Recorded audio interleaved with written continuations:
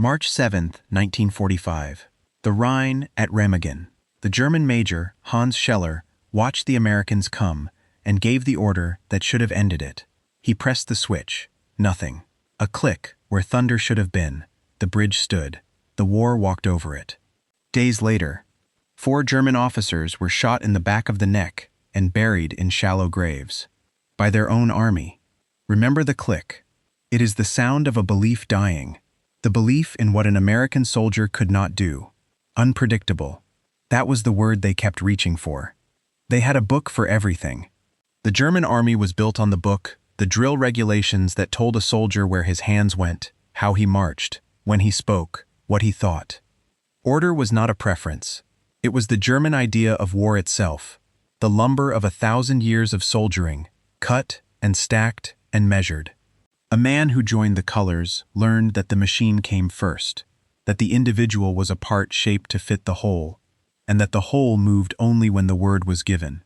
That was how Europe fought, and Europe had been fighting for a very long time. And then they met the Americans. Not because the Americans were stronger. In the beginning, the Germans did not even think they were good soldiers. The word that followed the Americans across 2 wars and 3 campaigns was stranger than praise and stranger than insult. Unpredictable. That was the word they kept reaching for. It had been waiting for them since the First War. In the years before 1917, German civilians and officers reassured one another that America was a money-hunting nation, too engrossed in the hunt of the dollar to ever produce a strong military force. When the Americans finally came, one German doctor watched their columns go by and wrote that they were a mob, pure and simple. The men appeared slouchy, he noted, and the officers did not stand out from the men in appearance, which would never be allowed in any European army. He was not being cruel. He was being accurate, by the standards of his own book. The Americans had not read the same book. That was the insult. It took the German generals 30 years to understand that it was also the confession. But they had said it before, a generation earlier, in letters they never meant to be read. After the First War ended, American intelligence officers went looking for what the Germans really thought. They combed the censors' files, the interrogation records, the letters that had been opened and read before they ever reached a soldier's family. They bound it all into a report called Candid Comment on the American Soldier, and it reads like a drawer of found letters, the private sentences the losers wrote when they believed no one was looking. A woman named Lisbeth Schaefer wrote to a friend that the Americans must possess a secret method, some trick that raised the most common fellows into individuals who stood up boldly and moved about freely and unconcerned. She could not name it. She only knew that the men she saw were not the men her army produced. She wrote it down so that it would not be forgotten. Another German wrote that the Americans were like children, finding their joy only in playing and eating the whole livelong day. He meant it as an insult. He never understood how close he came to the truth that would destroy his army. One guardsman noticed something his own officers never admitted. The American officer treated his men like men, and not like cattle. A postal agent added that the American troops lacked the snap and precision of the Germans, but that the cordial relations between their officers and men more than made up for the missing iron discipline. Even the prisoners were wrong. A group of 14 captured Americans refused to talk about their units, refused to work, and talked back to the officers. They were called bad prisoners, much to the concealed delight of the men who guarded them. And the souvenir hunters, the boys trading belt buckles and iron crosses, one shopkeeper in Neuenahr swore he had sold more iron crosses to American soldiers than the Kaiser had ever awarded to his own subjects. The Germans filed all of it under weakness. They were professionals. The Americans were amateurs with nerve and recklessness. Nothing about that portrait was wrong, at the time, but the war that would test it was still 20 years away. February 1943, Tunisia. The Americans were new to the war, green, largely untested, and everybody knew it, especially the enemies they had come to fight. The German commander sent to test them was Erwin Rommel, the Desert Fox, the most feared soldier of his generation. He had broken the British, one army after another, and now this fresh army from across the sea had walked into his theater, led by officers who had never commanded against him. On the 14th of February, Rommel struck through Kasserine, a 2-mile gap in the dorsal mountains of Tunisia. The green American divisions folded in places like paper.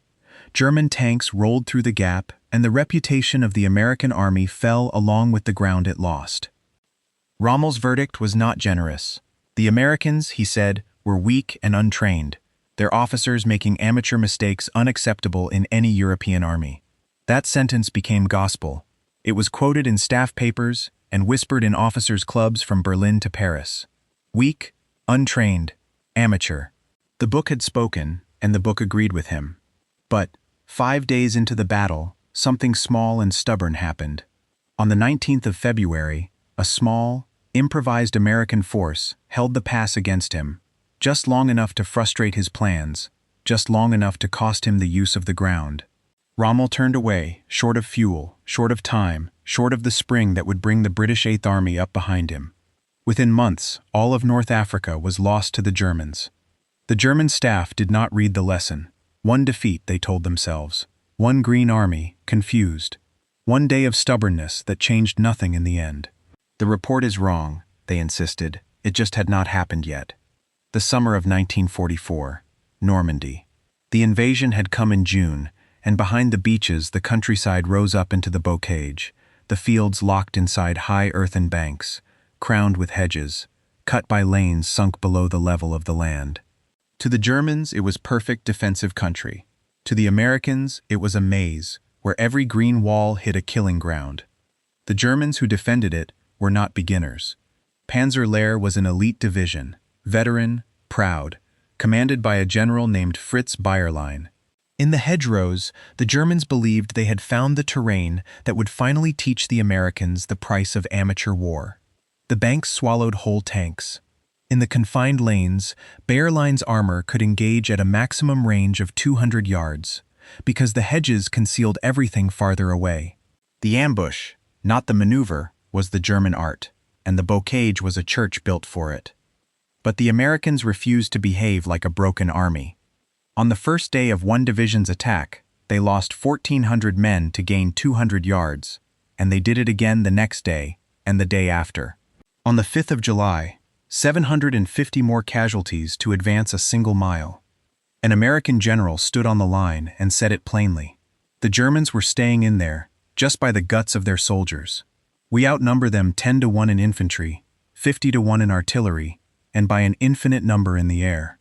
The Germans heard the same numbers, through the same hedges. And then the Americans did the one thing the book had never predicted. They stopped fighting the hedgerows the German way. They began tearing the banks apart, field by field, with new iron and brute American patience, and the perfect killing ground began to kill its owners. Bayerlein's division bled through that summer. By his own account, given later from an interrogation cage, Panzer Lehr lost half of its attacking strength in the hedgerows, and even that, he admitted, was a low estimate compared with what the Americans claimed. The veteran who had come to Normandy expecting amateurs sat in a prisoner-of-war pen and blamed his own exhaustion, his own false intelligence, the terrain itself. He did not blame the Americans anymore. Remember what Rommel believed at the start. Here is where it breaks. Weak, untrained. The word was dying in the green lanes of Normandy, and the men closest to the ground could feel it go. But the old belief had one more winter in it. December 1944, the Ardennes. Hitler's last great gamble in the West. Tanks and snow and a sky closed shut over the Allied airfields. The Germans broke through the line and surrounded a town called Bastogne, held by an American airborne division, cut off from supply, low on ammunition, short on food, freezing in the snow. On the 22nd of December, German officers walked out under a flag of truce, carrying a typed ultimatum. Surrender the town, and the garrison would be treated honorably. It was the correct, professional, book answer to offer a surrounded enemy, and the German officers expected the book's reply. A staff calculation, a weighing of odds, the quiet mathematics of defeat. What came back was one word. The American commander, a brigadier general named Anthony McAuliffe, answered the ultimatum with a single word: nuts. The German major read it and did not understand. He asked what it meant. He was told, in plain terms, that it meant go to hell. Think about that scene for a moment. Picture the German officers standing in the snow, holding a typed surrender demand, and a one-word answer that was not yes, not no, not even an insult from the drill book. They had come expecting to address an army.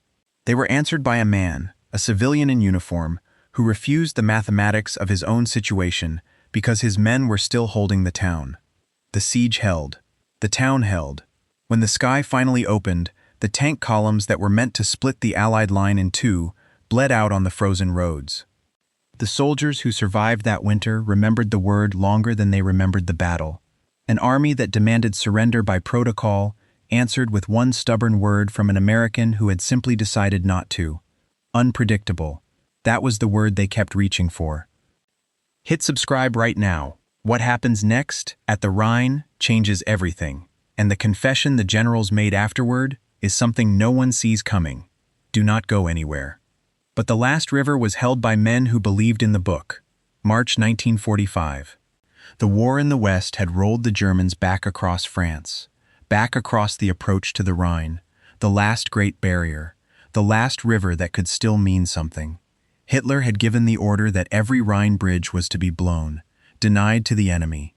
The Germans had learned to do this well, in 100 retreats. Explosives were wired under every span, and by the book, the order to fire was a matter of timing, not of doubt. On the morning of the 7th of March, tanks of the American 9th Armored Division rolled toward the town of Remagen, looking for a thing that should not exist. A bridge still standing. Nobody, on either side, believed they would find one. By noon, they were at the edge of the town. Just before 1 in the afternoon, a young lieutenant named Karl Timmerman saw it. The Ludendorff Bridge, still up, still intact, spanning the Rhine like a rumor. The Germans on the far bank saw him see it. On the German side, Major Scheller gave the order that should have ended it.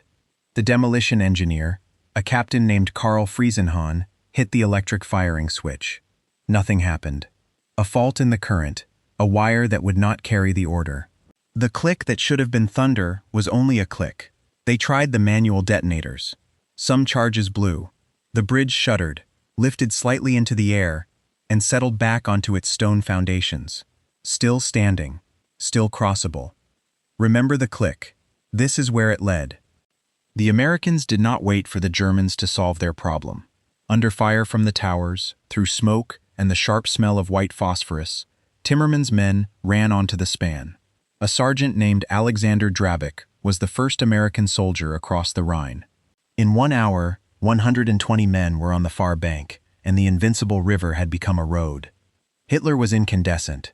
He ordered a drumhead court-martial, a 3-man tribunal under a general named Hübner, to find who had failed. 4 officers were tried, convicted, and executed all on the same day. Major Scheller, 2 engineer majors, a young flak lieutenant. They were shot in the back of the neck and buried in shallow graves. The German army killed its own officers because an electric switch had failed, because a wire had not carried the faith of a dying regime. 10 days later, the bridge collapsed into the Rhine, on the 17th of March, killing 23 Americans and wounding 93 more. Even the gift had a price. But by then the crossing was done, the bridgehead was deep, and the last barrier between the German heartland and the enemy was gone. The click had been a door, and the door had opened. The general's confession did not come on a battlefield. It came in the years after, in prisoner of war cages and quiet post-war rooms, in memoirs written by defeated men trying to explain what had happened to them. They surrendered in enormous numbers in the final spring. Units that had fought for 6 years laid down their arms by the 100,000, walking west to give themselves to the Americans rather than east to the Russians. A choice. It said more than any interrogation ever did. The old army dissolved not because its soldiers had become cowards, but because its leaders had run out of meanings. One by one, the professionals wrote it down. A staff officer named von Mellenthin, who had fought the Americans in 3 campaigns, published a book after the war, telling the German side of the battles, trying to make sense of what he had seen.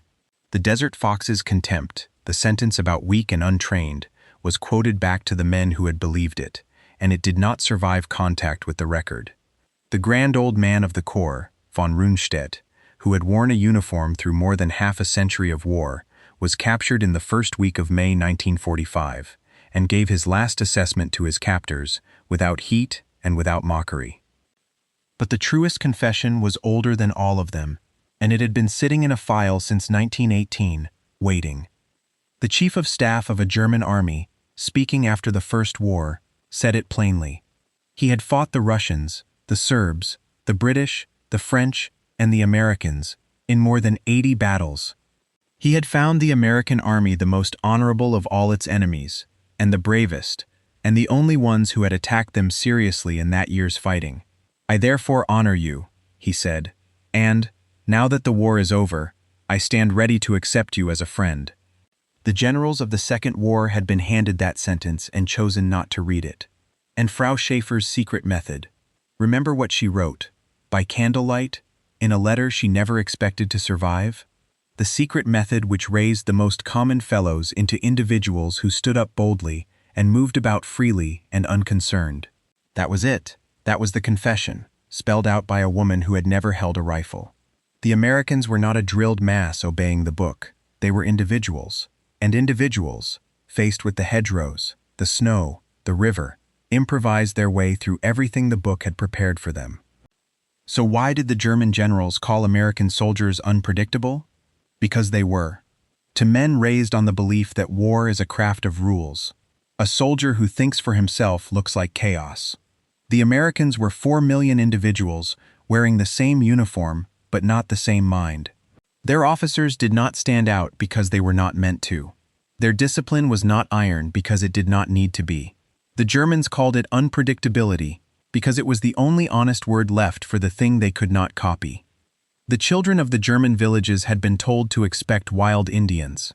What came instead were men with a shyness about them, who accepted firewood with what seemed like embarrassment, who traded candy for souvenirs, who treated the conquered with more consideration than the conqueror's own soldiers had shown. The same bad prisoners who talked back to their captors. The same stubborn men who answered ultimatums with one word. The same amateurs who held the pass, tore through the hedgerows, and crossed the Rhine on a click. The generals kept reaching for the word, all the way to the end, because it excused them from understanding. But the letter writers saw it first. The most common fellows, raised to stand up boldly and move about freely and unconcerned. That was the secret method. That was the unpredictability. And in the end, it was not chaos that defeated the book. It was what the book could never print. A free man, deciding for himself. The men who lost the war had one advantage over the men who won it. Hindsight in their own hand. Unpredictable, they said. We should have seen it coming. Subscribe and turn on notifications. Every week, we tell the war through the eyes of those who lost it. Like the video. Tell us in the comments where you're watching from. We'll see you in the next one.